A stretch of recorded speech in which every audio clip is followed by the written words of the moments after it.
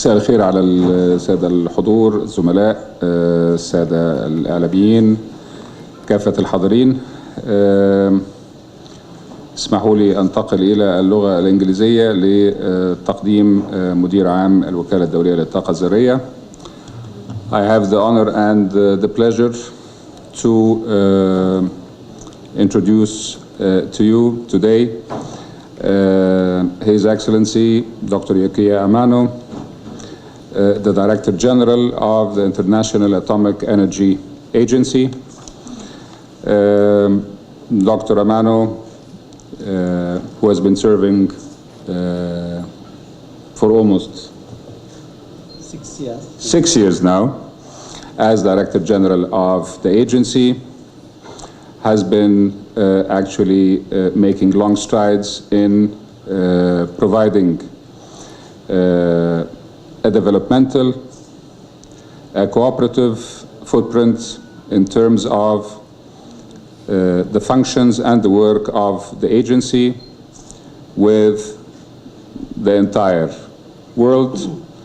In what concerns us in Egypt, the extent of bilateral cooperation that we have with the agency, specifically in terms of technical cooperation projects, whether in preparation for Egypt's nuclear power plant project, or in terms of other aspects of developmental activities, including cancer control, irrigation, agriculture, is quite long-standing.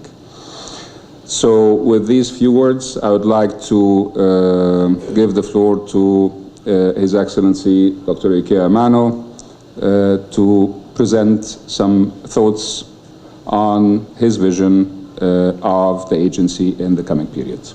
Dr. Amano, please. To be back in Cairo. Egypt is an important partner for the International Atomic Energy Agency and participate actively in all areas of our work. Egypt also shares its expertise in nuclear science and technology with other countries in the region, for which I am very grateful. I understand that your country has taken a decision to launch a nuclear power program. I will therefore focus my remarks today on nuclear power and other nuclear applications of nuclear technology. Ladies and gentlemen, last month marked the 4th anniversary of the Fukushima Daiichi accident in Japan. The accident was the worst in a nuclear facility since Chernobyl in 1986. It caused great distress and hardship for the people directly affected. It will take a long time for all the cleanup work to be completed. The accident also undermined public confidence in nuclear power throughout the world. Some people predicted a period of prolonged global stagnation for nuclear power, as was the case after Chernobyl. But, in fact, that hasn't happened.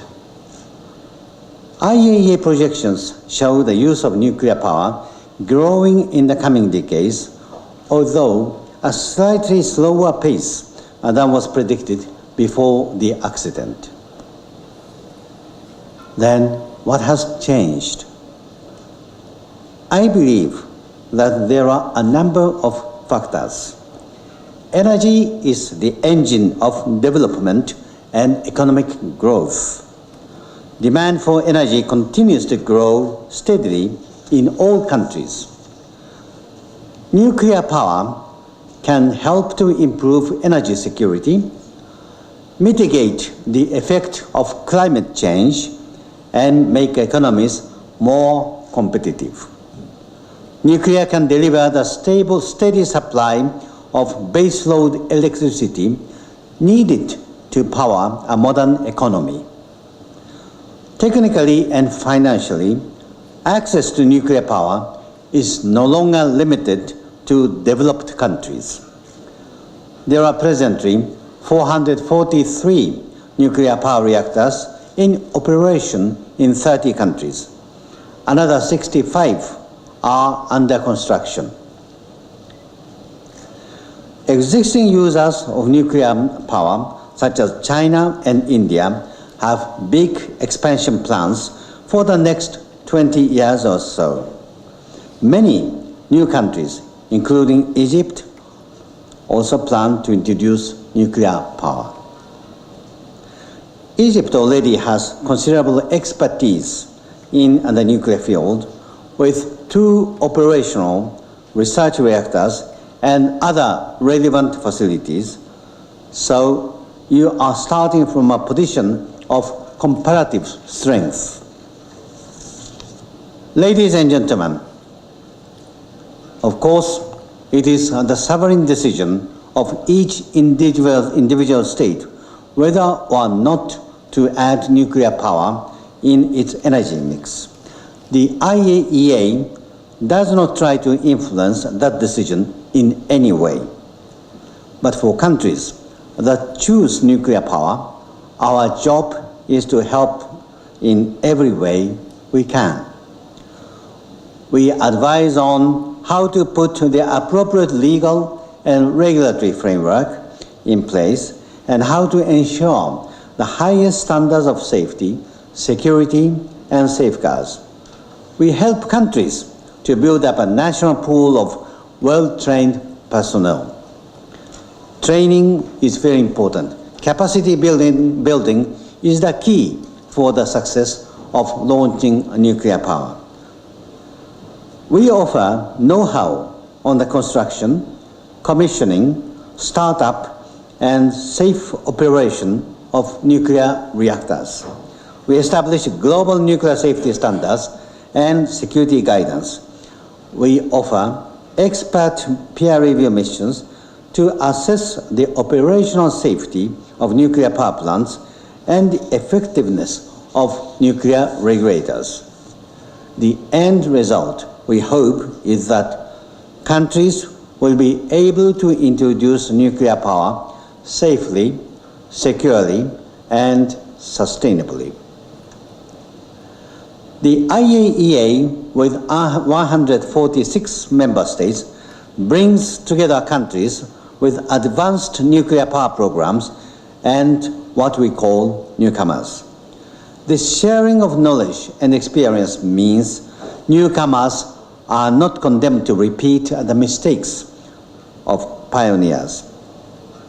They can benefit sooner from the shorter construction times, more profitable performance, and higher safety levels of today's best plants.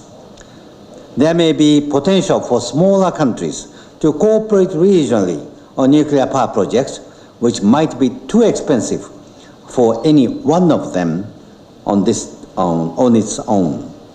Technologically, this is an exciting time for nuclear power. Remarkable research is being done on new generations of reactors which will be safer and generate less waste. I am confident that technological developments now in the pipeline will make nuclear power even safer and more efficient in future. Ladies and gentlemen, let me say a few words about other areas in which the IAEA helps to make nuclear science and technology available for development. These include human and animal health, food production, and management of water resources. We make these and other services available to developing countries through our technical cooperation program. Cancer control has been a priority for me since I became Director General just over 5 years ago. During my last visit to Egypt in 2010, I had the privilege of visiting the Children's Cancer Hospital here in Cairo. I was very pleased, impressed by the high quality of care and by the dedication of the staff.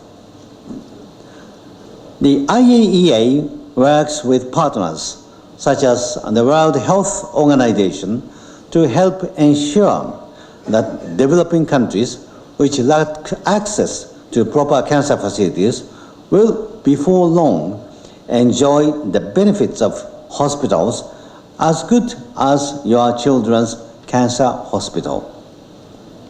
We help countries to establish oncology and radiotherapy centers.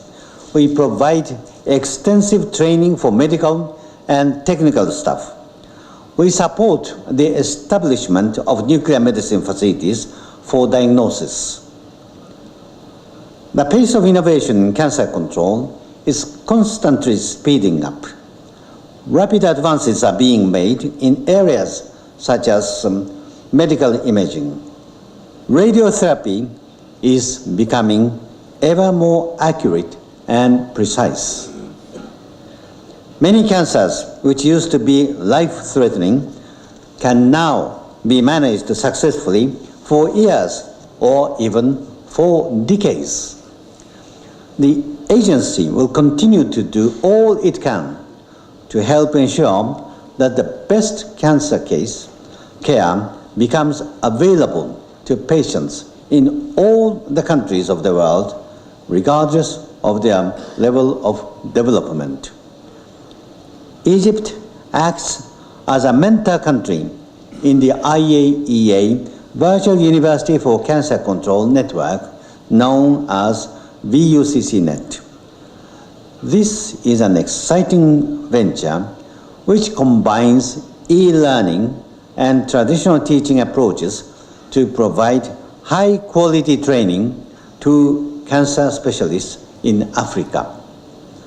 In recent years, the IAEA has also worked with Egypt in areas such as the production of radioisotopes for medical purposes, water resource management, and food security. Technical cooperation projects under consideration for the coming years include the areas of food safety and radiation safety. As I mentioned, Egypt also shares its nuclear expertise with other countries in this region, an excellent example of South-South cooperation. Egypt is an active member of the African Regional Cooperative Agreement for Research, Development, Training related to Nuclear Science and Technology, or AFRA, which is helping to build self-reliance in nuclear science and technology in this region. Ladies and gentlemen, let me briefly mention a subject which I believe is of special interest to this audience, the establishment of a nuclear weapon-free zone in the Middle East. I myself attended the 1995 NPT Review and Extension Conference, and I know that this decision was a very important one. The IAEA is, of course, in support of the establishment of the zone. In 2011, I hosted an IAEA forum on the subject in Vienna, One of the key lessons I took away was that it is possible to have a constructive dialogue on the establishment of a nuclear weapon-free zone, despite the complexity of this issue and differences of views among states concerned.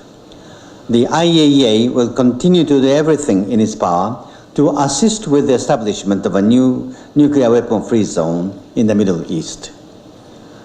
Ladies and gentlemen, before concluding, let me return briefly to the subject of nuclear power. It goes without saying that safety is key to the future development of nuclear power. The Fukushima Daiichi accident was a painful reminder that a terrible accident can happen anywhere. To prevent anything like it ever happening again, plant operators nuclear regulators and governments must demonstrate total and visible commitment to the principle of safety first. Regulatory bodies must be truly independent and have the authority they need to ensure safety. They need to be properly funded and staffed by well-trained professionals. I believe that the lasting legacy of the Fukushima Daiichi accident will be a significant improvement in safety at nuclear power plants all over the world. The changes are already apparent.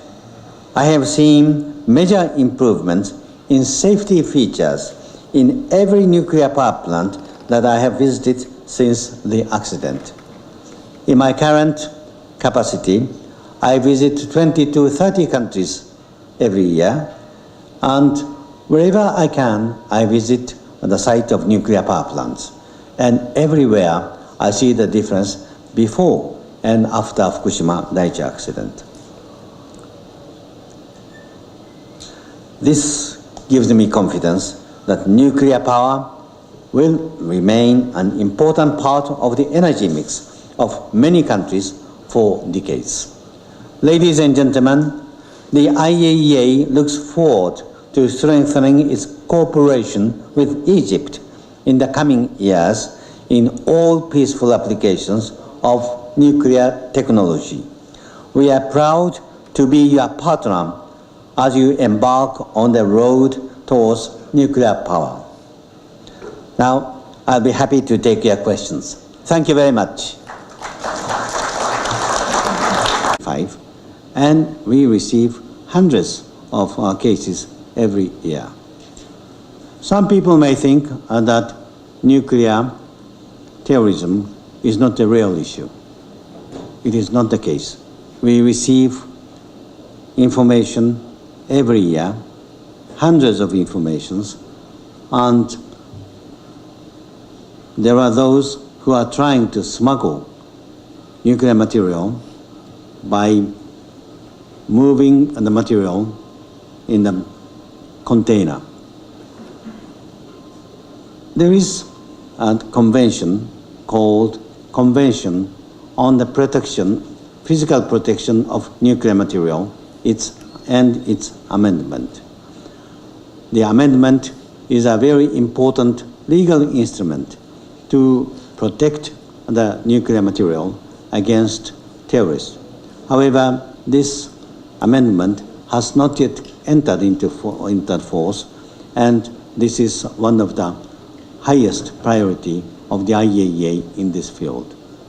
In short, there are many efforts in the world to prevent the nuclear material falling into the hands of terrorists. IAEA is functioning as the global platform to strengthen the efforts to fight against nuclear terrorism. The IAEA has the capacity to implement the policy. On Iran,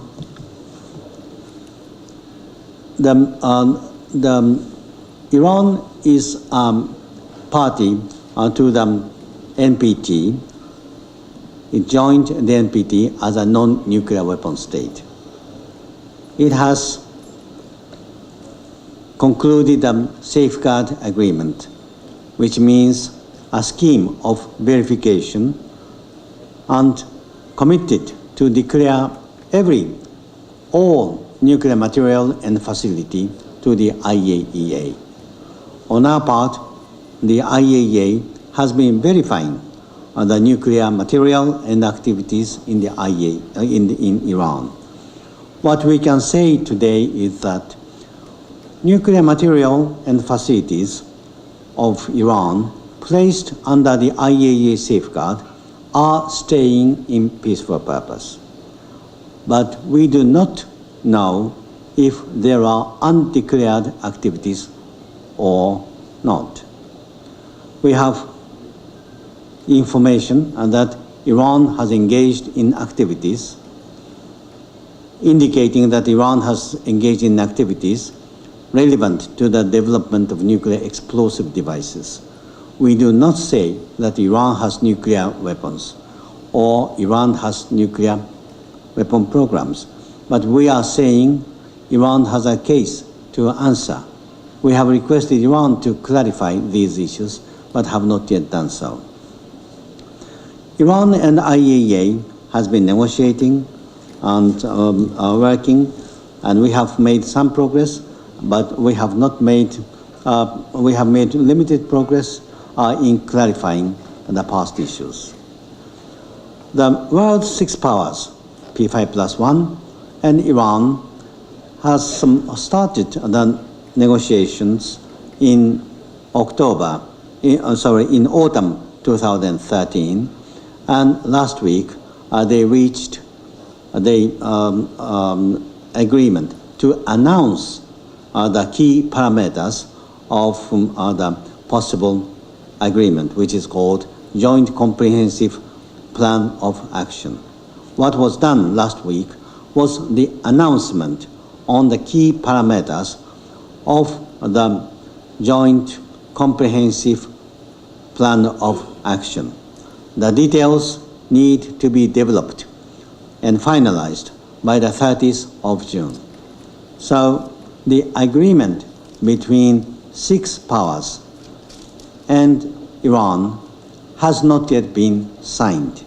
It is expected that the agreement will be finalized by the 30th of June. The IAEA has been assisting. First, IAEA has been working to verify the nuclear activities in Iran. The IAEA has been assisting the world powers in Iran to reach agreement on the Joint Comprehensive Plan of Action. Once the agreement is reached, the IAEA will be requested to implement its agreement. Upon the endorsement by the Board of Governors, we are ready to discharge its responsibility. What are we doing to encourage non-members of the NPT? We had the decision of the General Conference, and I went to Israel and encouraged them to join the NPT. But as you know, Israel continues to be a non-member of the NPT.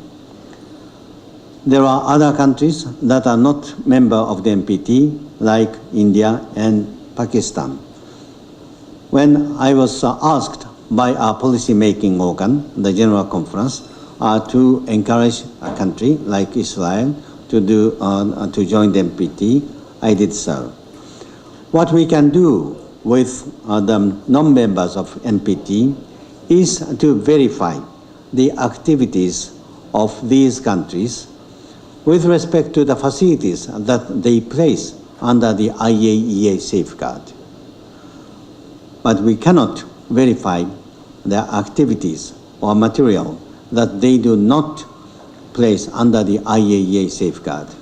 The non-member of the NPT, non-members do not have the obligation to place all the facilities under the IAEA safeguard, and what we can do is limited.